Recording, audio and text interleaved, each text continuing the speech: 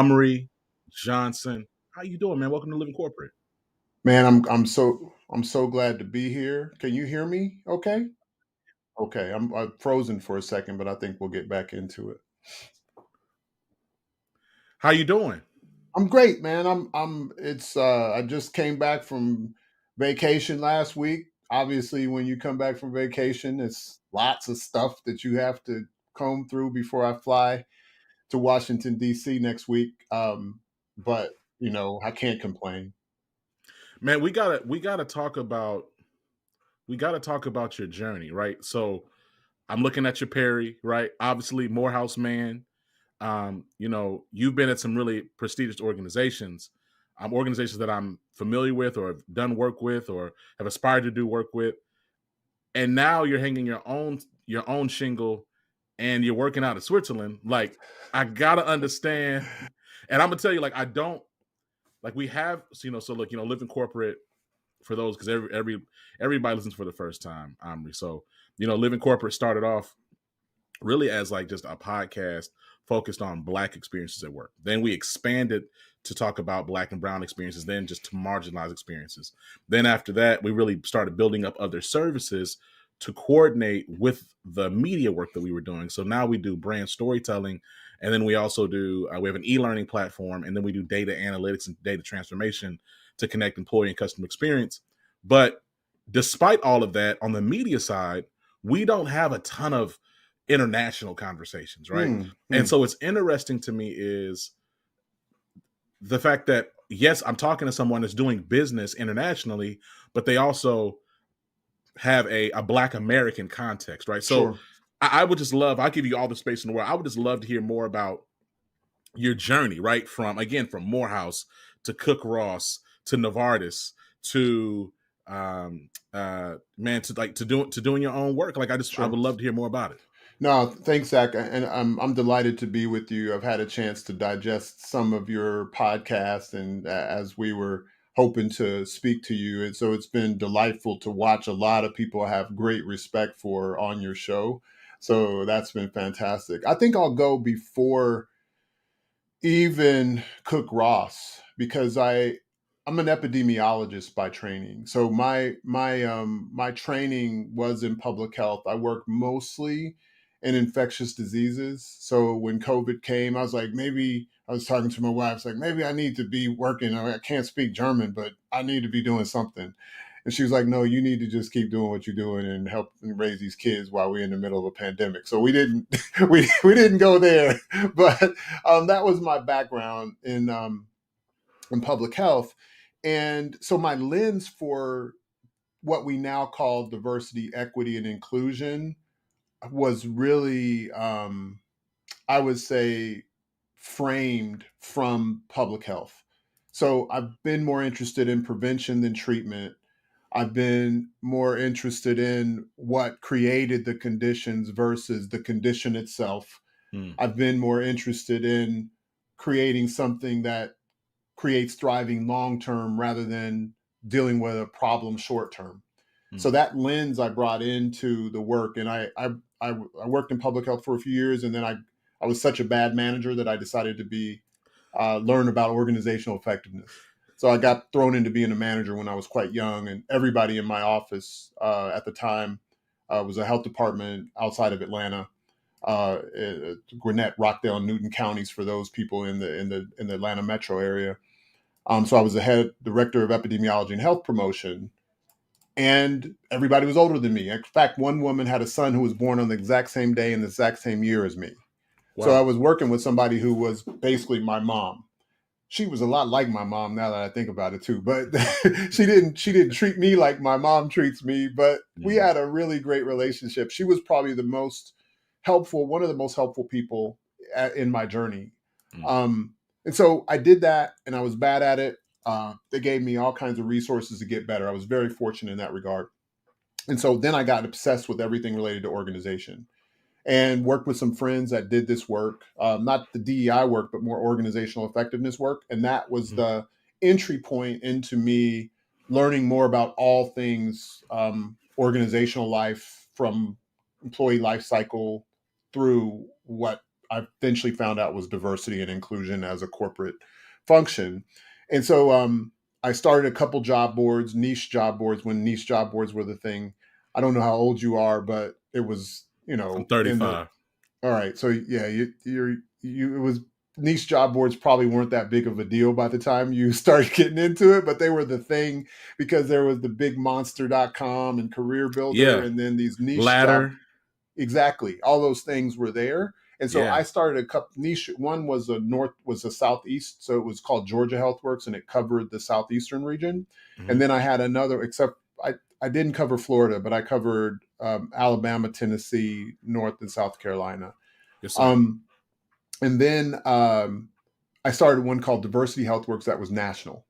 Okay. And so that's when I got into the diversity space, because I was like, I'm doing okay developing this community of practitioners committed to cultural competence and reducing health equity, increasing health equity, reducing disparities. We're getting jobs posted. That was all working, but I needed another revenue stream. And so I started cold calling diversity consulting companies. No idea what they did. I just knew I could sell. And I was like, if you need me to sell something, I can sell it. And so I cold called many. The one that got back to me was Cook Ross. So Leslie Traub was the partner of Howard Ross, the founder. They're also marital partners. And I eventually drove up to Nashville to spend a day with Howard working with a client. And I was like, wow, you get paid to do this. I can do that. Uh, I don't know how to do it yet, but I helped them build out a product, became a partner with them. I stayed with them, working with them for about 4 years. And then I went to a conference and I met a recruiter, and Novartis asked me to come and help them start up their DEI efforts. So before it was DEI, we were just talking about diversity and inclusion. And there I had so much space, Zach. Hmm. It's rare that you get to go in, and the president, let me tell you a story about Mark Fishman, because this guy is phenomenal on so Hmm. many levels. But my interview with him, they had already made the decision. So sometimes when you get in there, they already know, right? Yeah. So Mark said, "So you want to move to Boston?" I was like, first thing in my head, I was like, "Where is this going?" Mark is Jewish, by the way.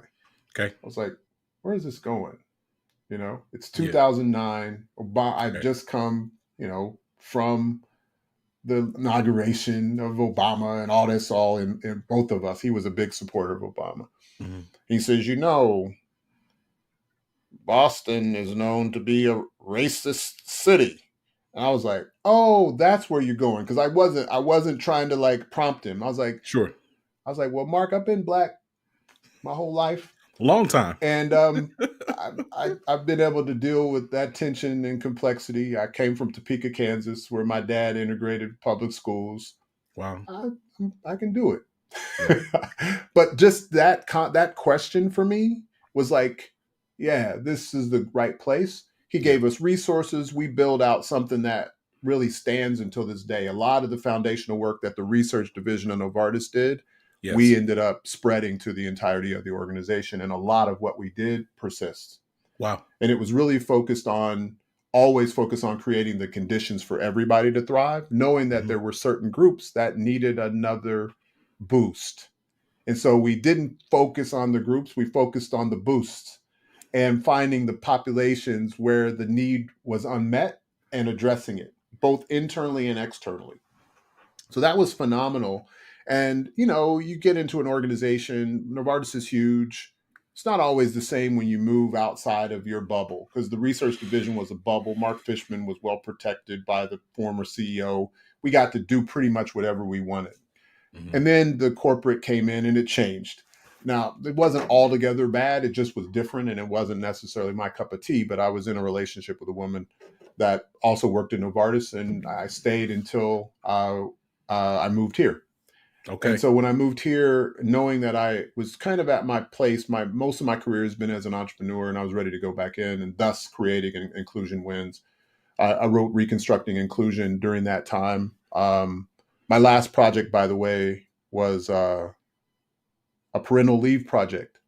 for Novartis, and they actually expanded parental leave for all parents to 14 weeks globally. And so for those countries that had more time, that had more time already, they increased theirs by 4 weeks. So That's everybody got a incredible. boost. Yeah. But I left the organization before it was implemented. So I took my parental leave when my son was born in 2019, and I started writing around a little bit after that, and completed the Reconstructing Inclusion in 21, and decided to start my firm around 2020 before the book was done. And yeah, that's kind of, I'll stop there because that's the kind of trajectory of how I got to where I am today. What's so exciting, what's so curious about, as I hear like how you got into the quote unquote DEI space is, one, it was in one, your background was not in DEI, your background was in medicine. It was like your point, you're an epidemiologist. But then to pivot or to like continue that space or that work, but then like get into like people, but more on the operations side, right? So there was always I would imagine, you tell me if I'm wrong, there was a measured end and function of and measurable goals that you were seeking to achieve with the work that you were doing. I would imagine also, like, as I think about like engaging and trying to work with other people, that's a differentiator because you're talking about, yes, it's DEI and not but, and it's operational in its context, which means it's not going to be as fluffy and right, for lack of a better word. I like the way you language that. You're spot on. I took this work on as, you know, in public health, you first want to create the conditions to prevent something from happening. Mm-hmm. Secondly, if it occurs, like an outbreak would occur, I would have a TB outbreak, and I had to make sure that I reduced the potential harm for more people. And then I needed to then go back and say, you know, how can we make sure that the people that had TB got treated, and do that in a culturally appropriate way? Because sometimes you had circumstances where somebody had to do directly observed therapy for tuberculosis, and they were the only breadwinner of their family, and they didn't speak English, which happened at least once. I can actually say it was more than that when I was in public health. Those are different circumstances and various channels that you have to address. So you have to deal with what's going on in the public. You have to deal with the individual need, and you have to do all you can to make sure that you leave the situation better than you found it. And so there's trade-offs to that. You have to be mindful of them. And if you're not mindful of them, it can cause harm. And I saw that in a lot of things in public health, and I took that into the work that I do today. It's also interesting because, like, to your point around like even like carrying that forward, like the principles of public health into like, hey, we're managing conditions, we're trying to make sure the environment. So much of what I have seen, right? So like context again for those who might be the first time, like my background, change management consultant. So worked at PricewaterhouseCoopers, Accenture, Capgemini, was an HR business partner in pharma and in oil and gas, energy sector. And then also did some DEI and go to market strategy work within tech. Mm-hmm. And so what I often have seen and continue to see, a lot of DEI is really symptoms focused, right? Absolutely. So like it's very much like, oh, this is a cold, and what is the flu, and what are germs, and what are and why is hot water good for cleaning your body, right? And I'm not saying there isn't space for that type of information. However, if all we're doing is talking about the symptoms or like the definitions of and really like ideas and theoretical frames, then we don't really get into the work of prevention and culture shaping and landscape shaping. Yeah. And so it's funny because as I hear how you got into the work, and I'm kind of seeing like where I and like truly I hope, Amri, like what we're getting out of, I feel like we're going to get back to that, like more in truth. What do you think about that? No, Zach, I don't think we have a choice. I think what's happening now with the so-called backlash against DEI is a market correction. Mm-hmm. And so, like, if somebody says something silly about DEI, what is it? Who am I to react to silliness? I'm not going to spend all my energy on that. But what we've done in the social sphere is spend a bunch of energy trying to defend DEI. You know, if you don't want to do DEI, which for a lot of people is hiring brown and black people that aren't qualified, that's what a lot of people think DEI is. If you don't want to, if you want to do that, or you think that's what DEI is, you go ahead and think that. I'm Yeah. not going to argue with you Yeah. because it's not going to help. If that's what you think it is, I'll let you think that. And if you're open to talking about what it is and the potential for organizational incessant transformation, because it's not a one-time transformation. Sometimes we think about transformation as if it has a full stop, and it does not, right? Mm-mm. And so if it's not a part of your organizational makeup, it's really just a set of principles. And if those principles aren't there, sure, don't do them. Fine, go for it. Deal with the consequences and the trade-offs of not doing it well, right? Right. And I don't care what you call it. Just be principle centered in how you address the differences and similarities, and not just the people ones, but the departmental ones, Right. the business ones, all of those diversities. Yes. Don't learn capacity and build skills to deal with it. Fine, I'm fine with that. But people that I'm working with, they're going to do that, and if they're competing with you, you'll see the distinction over time. So Yeah. I think we have to go back to what you're saying, because that's the only thing that really works. Like, a lot of stuff we've done, just it hasn't done what we hoped it would do. It hasn't done what we hope. It hasn't done what we hoped it to do, and it also hasn't. It hasn't done what it's sold to do. You said it, not me.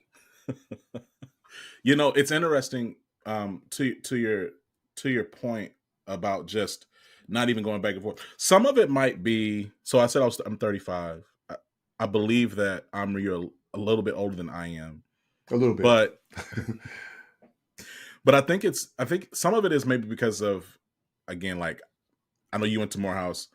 I was born in Rome, Georgia. My people are from Mississippi. Some of it is cultural. Some of it might be the fact that I was raised by baby boomers. My parents are 60 years old. Mm-hmm.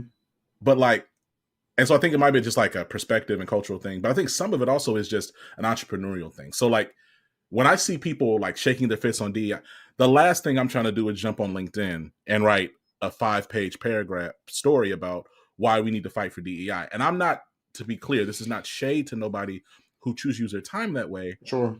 It's just like, entrepreneur to entrepreneur, you yelling about DEI does not get me paid. So, and me going back and forth with you about it, especially like we're arguing about it,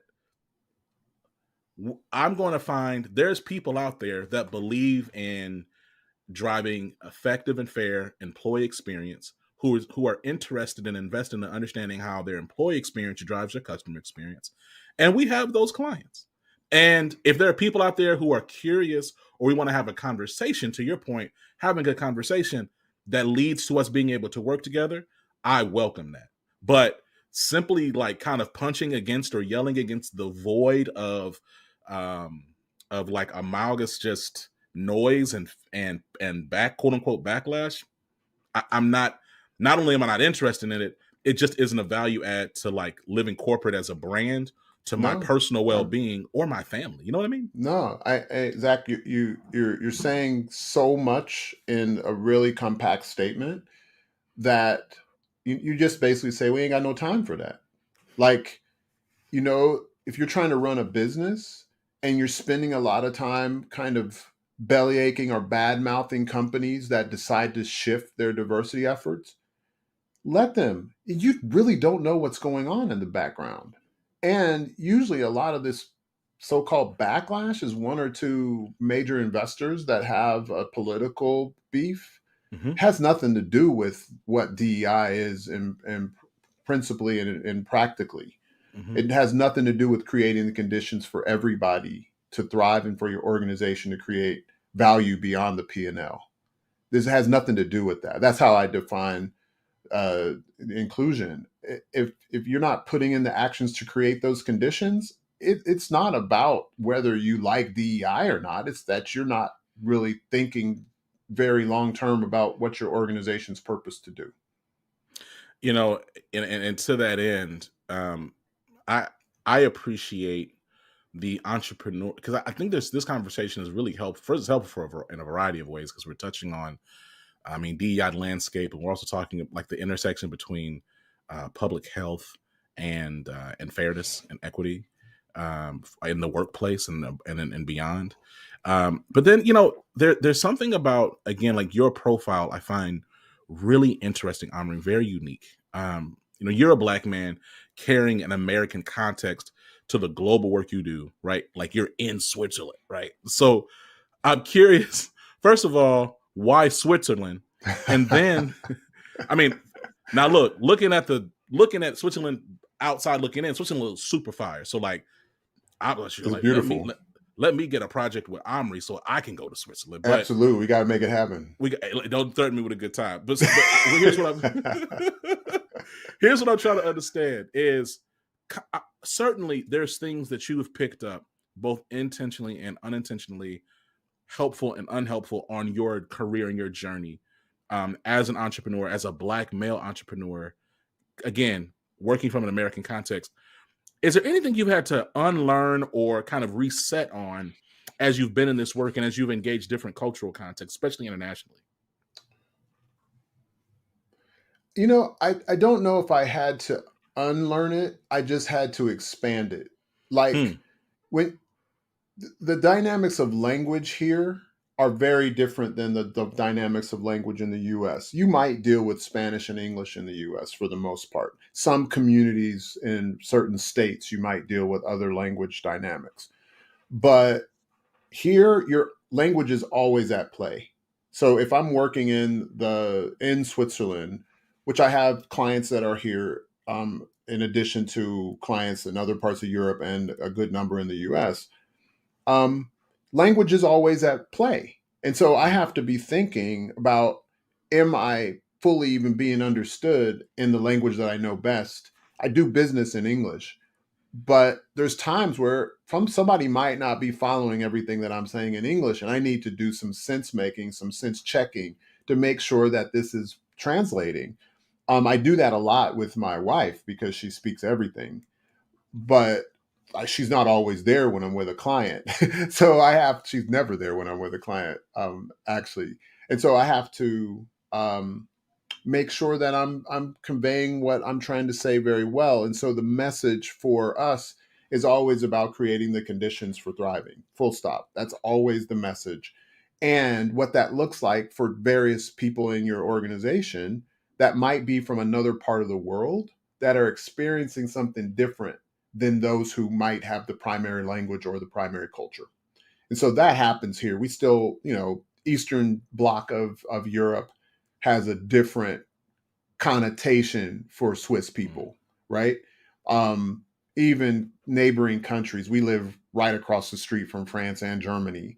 There's different connotations just from the neighbors, and actually, literally, we live across the street from France and Germany, and then um, Italy also borders Switzerland. So you have, you know, three major languages here, that, and then a fourth that's not as spoken, but the three major languages that people do business in: Swiss German, French, and Italian. And most businesses here are global. Like even the pharmaceutical companies that are relatively small, they're doing business all over the world. So their business language is English. Mm. So there's tension that just goes on for the cultural dynamics that enter in. So that's the thing I just had to do. I had to expand on language. I had an experience a few years ago. My niece, who I raised, so she's like my daughter. She came to live with me when she was 14. My brother died when she was 5. Okay. So she came to live with me in high school in Cambridge, inside of Boston, when she was 14.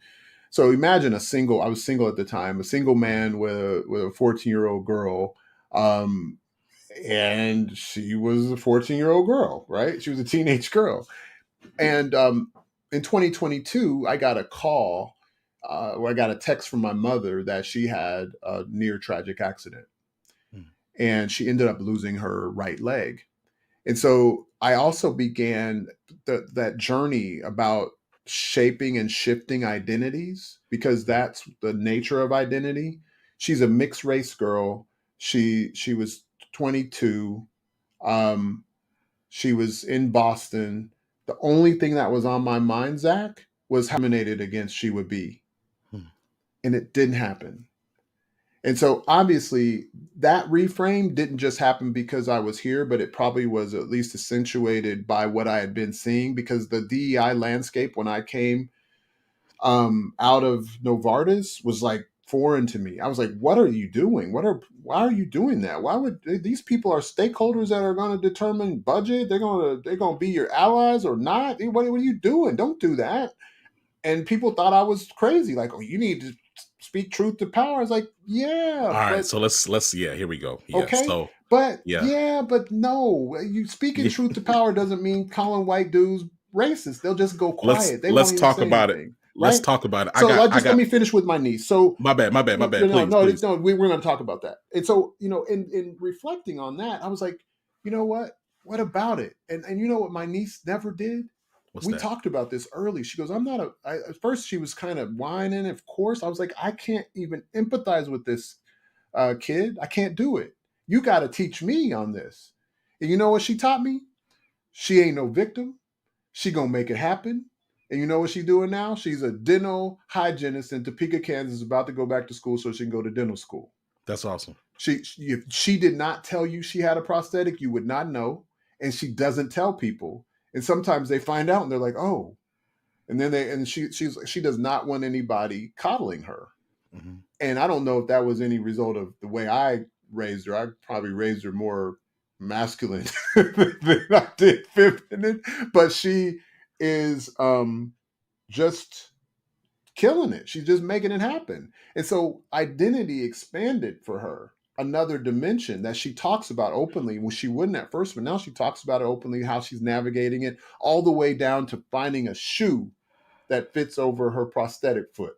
So like those things, they didn't occur to me. So Yeah. similar to language, my lens expanded since I've been here because of her experience, and I think that lens expanding and morphing for people, I think we could do better at as DEI professionals beyond focusing on single identities, because I haven't found it to work. And so first of all, thank you for telling me that incredible story about your niece, and I'm glad that she's doing well and thriving um, as she moves with her disability. I think what got me and got me jump out there was, I think that the framing was just very very odd. I see so often I saw so often in the DEI space, and I never got into that of Smart man. finger wagging the power brokers about how they're whatever, and not because I didn't necessarily. That's what's odd to me. It's like, hey, what is the vision and long game with this work, right? So, and it's interesting because, and I tell this to folks often. This is more about Black and brown, particularly Black DEI practitioners or employee experience or HR, anything people oriented, irrespective if we want to accept it or not.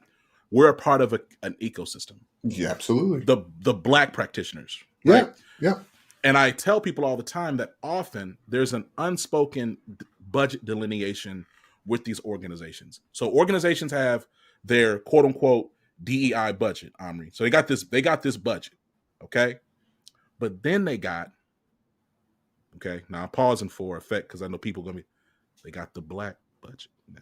Okay. Mm. It's not all the same. So what do I mean by that? So organization A might have $1 million. Well, it's $1 million for DEI, but they're breaking it out. Hey, we're going to have Hispanic initiatives. We're going to have API initiatives. We're going to have queer initiatives. Now, again, there's a lack of intersectionality and thoughtful and strategic nuance there. But I'm speaking to the reality of how these things oftentimes really are broken out. And then there's a Black allocation. And so what happens so often is they might say, okay, you know what? Out of this $1 million, we're going to spend $200,000 on this workshop with this Black DEI company or this facilitator. They go and they have a 45-minute session or a half-a-day session of being told that they're white supremacists and participants and beneficiaries of the patriarchy and capitalists and dismantling this and dismantling that and completely counterintuitive to the capitalist context that we operate in America. Mm-hmm. Mm-hmm. And so guess what? That DEI firm or that facilitator, they get paid their $50,000. Amri, they get paid their $40,000 or their $100,000. But guess what happens? They don't get invited back. And the next year, that organization, if they don't all together reallocate the budget and give less, they're at the very least going to double check and be more hesitant of anybody else because we all are in the same space. We share the same air. And so it really pissed me off when I would see this because I'm like, hey, like, it seems like it's like you did that. Okay, cool. You called the chief operating officer a white supremacist. Okay. And you got to talk about it on LinkedIn. Okay. Now what? And selfishly, what about me, fam? Because I don't necessarily want to call the COO a white supremacist. And if I'm going to call the COO a white supremacist, I'm at least going to do it thoughtfully, in a data-driven, quantifiable way, and I'm going to pair it with solutions as to what they need to do to mitigate risk. Like, it's going to at least be packaged in a way that is digestible. But I just don't. It frustrates me, man. Like, this whole, I wrote about this earlier this year. Is, this there's. And I'm curious, especially like considering that you're operating in Switzerland, which is a completely different, like just like economic context and just like business is done differently over there. But in America, we're in a late stage capitalist society. So there's a certain level of, hey, this is capitalism. This is business. I just don't know if I fundamentally believe I disagree with any effort or labor that is finger wagging. It exposes marginalized employees to harm, because you got these people that come into the organization and they don't have to deal with you every day. So they're going to call you this and that. But the Black and brown folks who actually have to work there, the marginalized people have to work there, the women have to work there, the queer folks, the disabled folks, these people that operate in multiple spheres of identity simultaneously, they have to now deal with the fallout of this really destructive, frankly, work that you've done. And it's like, I struggle to see like the benefit from any dimension beyond you being able to say that you walked in and told the COO of Pepsi that they need to pay reparations. Like, I don't know. I mean, what am I missing? You're not missing anything. What's that Bob Marley song? He says, now you get what you want. Do you want more? And that's how it occurs to me. Like, you got that, and you didn't think about the trade-offs in going in with that approach. And you didn't think about making this work accessible. Like, what does it mean to be accessible to an organization? One, you have to, this is a subtitle of Reconstructing Inclusion, making DEI accessible, actionable, and sustainable. Accessible means that everybody has to understand where they are in the dynamics of an interdependent ecosystem, as you used, of an organization, and how everything you do is signaling something, or every action you take is signaling something of a priority for the people. And how do you frame that if you're a DEI practitioner? The reality is, Zach, a lot of DEI practitioners that came on the scene in the past 5 years, you had like somebody like Audra Bohannon. She went in knowing that. She went in saying, here's where we're going. And this is what it's going to look like. She signposted it. And here's what is going to be expected of you. Here's what's going to be expected of all stakeholders. Yeah. And here's how you make this stick. How do you make it aligned with organizational purpose so it can be sustained? And so everybody understands that they have a role to play. Everybody understands that the priority has to be made very clearly. It can't be ambiguous. And very clearly, this is aligned with how business gets done and the outcomes that you want to see. Some of them are financial, some of them are more intangible, that are harder to measure, but still measurable. Mhm. And I don't think a lot of people went in with that framing because they weren't trained for that. And so a lot of people got into this. They were like, they saw the bag, it was just hanging there, and they went and said, let me get it. And they got it. I'll But worry it was about the rest later. exactly because this is not their space. Technically, it's not. If you care about something, you do it in a way that's at the highest levels because you want it to be sustained for several years. I use this Yes, sir. analogy sometimes, Zach, from Ari DeHose. He wrote a book called The Living Company, and he uses this analogy of a puddle versus a river company. A Mhm. puddle company is just worried about short-term profits. And you know the nature of a puddle is if it's not raining, it gets stagnant at some point and then it dries up. Rivers are dependent on the ecosystem. The river needs the rest of the area and the forest around it, and the forest needs the river, right? And Mhm. so what we didn't do is think about the trade-offs of our actions, and then we got mad because people cut budgets. And I'm like, I mean, what do you expect? You have no results, you have nothing tangible to show, you don't have anybody doing anything but just complaining about what's not happening, but they cannot describe. And I have some clients that are still in this space and they're pretty large. Well, there's still this and there's still that. I'm like, well, what do you want? Like, Right. what do you want and how are you working towards what you want instead of just talking about everything you don't? Because if you focus on what you don't want, Zach, you'll get it. That's the hard part that people don't say out loud. You Yeah. keep focusing on what you don't want, it will emerge. It'll It happen. is it is simply the law of the universe. And so what Yeah. do you want to create? Be clear about that. And then what does it look like? And you're not going to get it right the first time, but you're going to tell stories about how you're getting closer.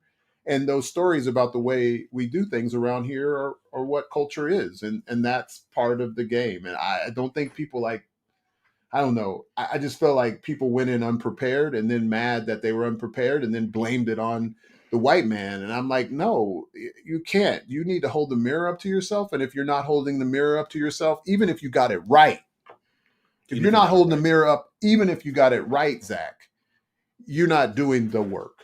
Because to Well, me, it's just posturing.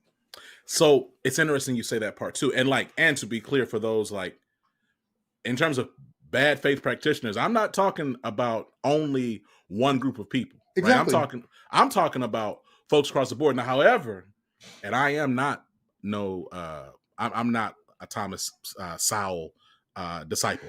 To be clear, for those who know what I'm talking about. Yeah, yeah, yeah, But yeah. but but the but the but there was this um there was this disconnected white liberal voice that I do believe really came into prominence in this space that actually did create harm for, I'm gonna just say it straight up because it's Living Corporate Real Talk Tuesdays, for Black and brown practitioners like the Amris of the world and the Audra Bohannans of the world, Black folks who understand and recognize whiteness and how we have to navigate. Because now I did, to be clear, like I'm a millennial, so I did see people that look like me go and really left in these no pun intended in these workshops, but I also saw folks that did not look like me Oh, absolutely. doing I way too mean, much, right?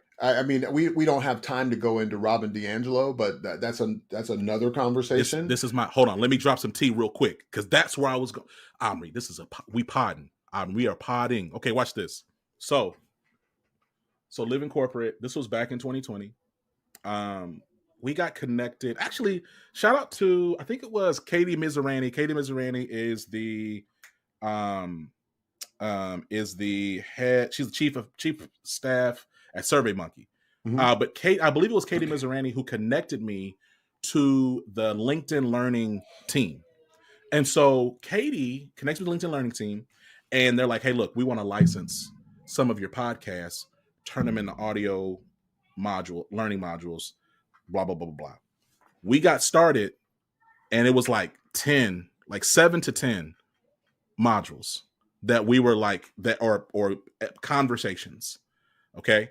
And so I looked at it, and they showed me what the revenue was going to be. And look, at the time, Amri, I just got my first child. I'm over here like, great, this is recurring revenue for Living Corporate. That's just passive. Yeah, yeah. I ain't got to go sell it. I just know every month I'm gonna get this royalty. Cool.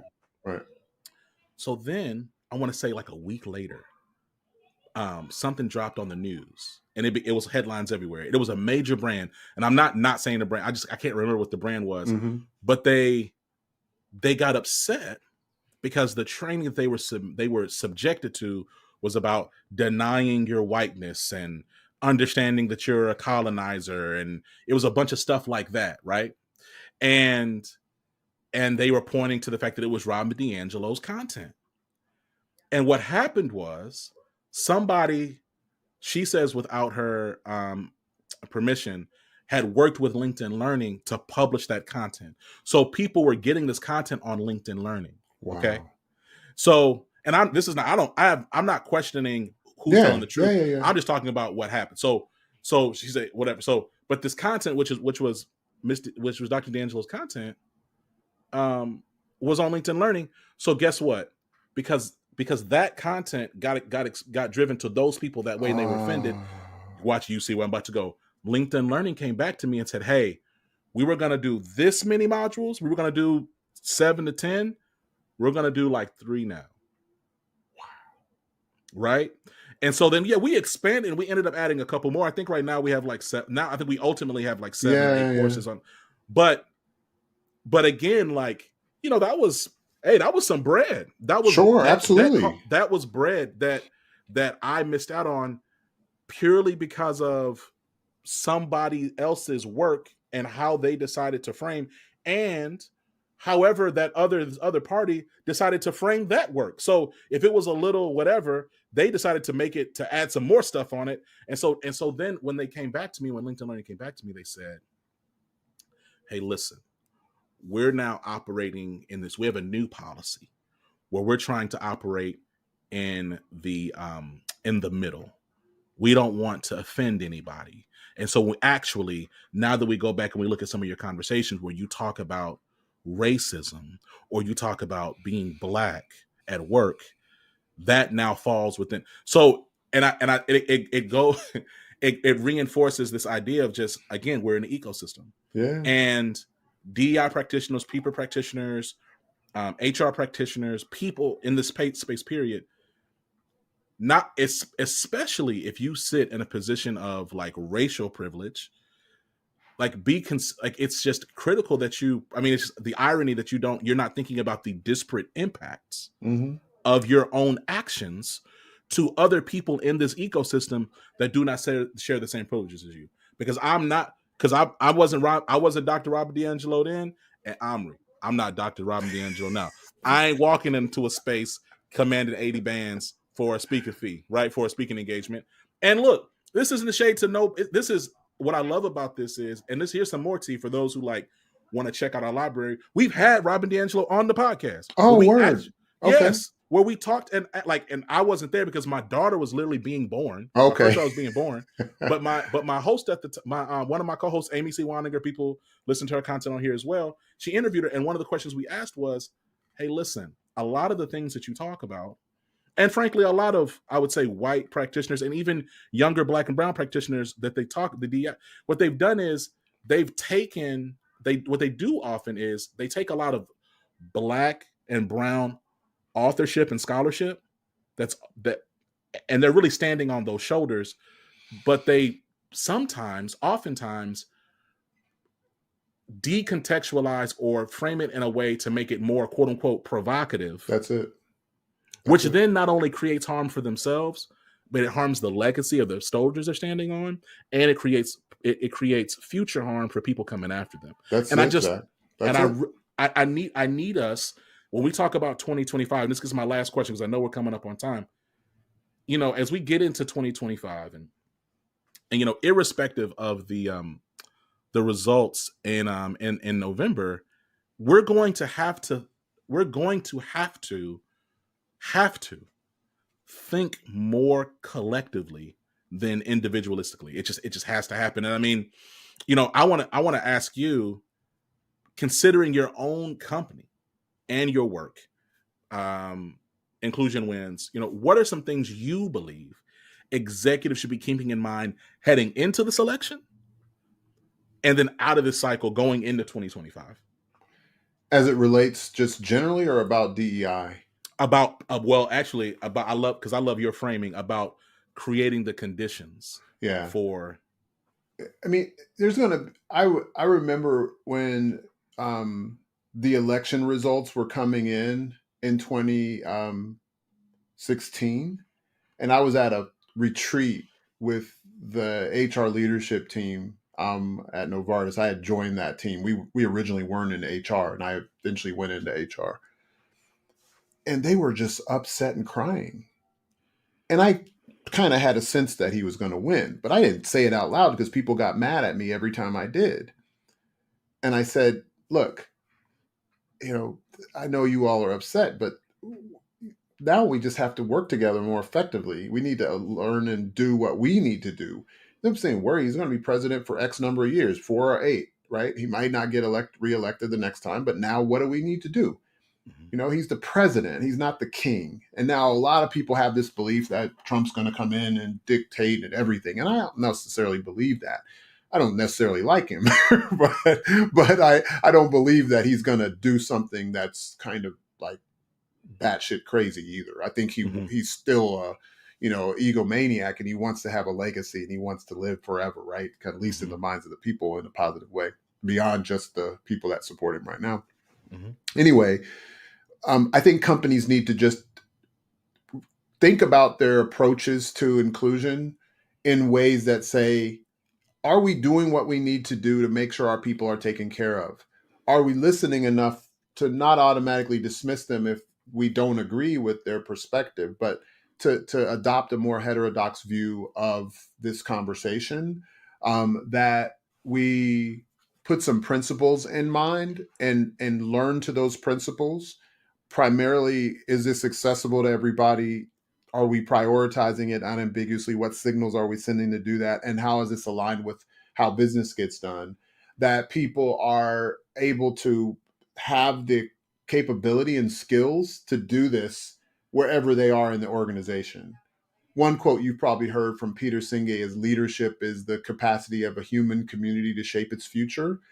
We need everybody to be able to have the capability to shape the future of the organization. That leadership is a contact sport, as Marshall Goldsmith talks about, where we're actually creating more contact with each other rather than separation. So when you talked about the ERGs, I talk about this in Reconstructing Inclusion. I've never believed in single identity ERGs. Now, obviously, you can have a caucus.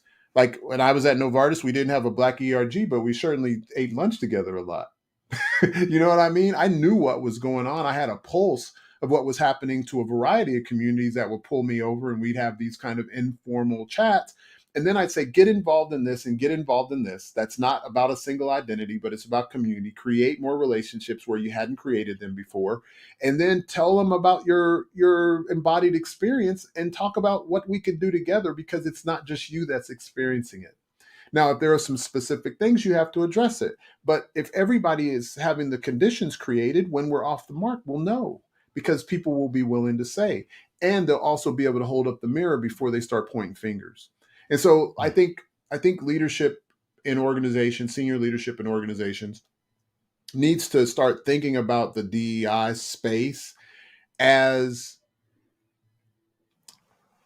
a space to create anti-fragility, a space to create the ability to bounce back when something's hard and do better. Like we weight train, your muscles get fatigued and torn down, and then you can bounce back and be stronger. That's the capacity that I think organizations need to build. And that's an everyone thing. Everybody needs to be building those skills and capabilities. And it will help the organization over time, because it's inevitable that you're going to have more challenges because the world is just moving too fast.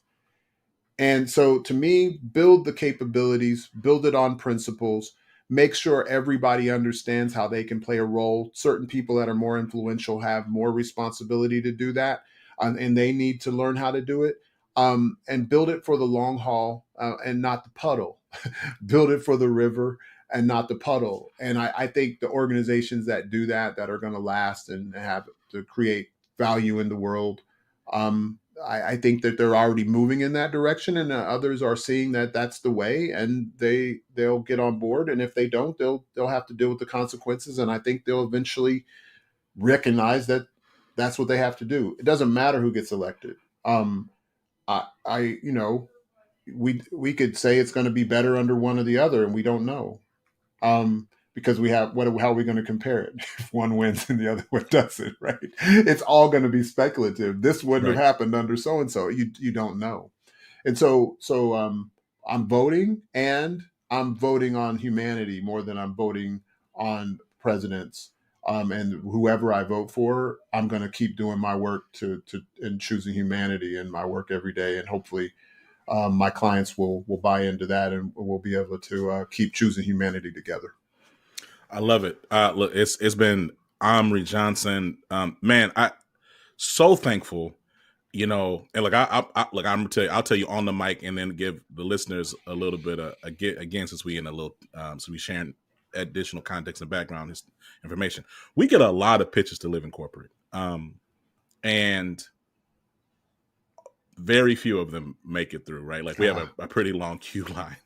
But not only was I excited when I saw you come through, and the opportunity to speak with you, but then I saw all the shared connections we had, and I'm so thankful that we're able to sit down and have this conversation. I really look forward to us keeping in touch, not only on this podcast, which certainly you're a friend of the show, you're welcome back anytime, but also I would look forward to us talking outside of the mic. So thank you so much. No, thank you. I appreciate you, Zach. I love the work you're doing, and keep it rolling, brother. Thank you. Peace. Peace.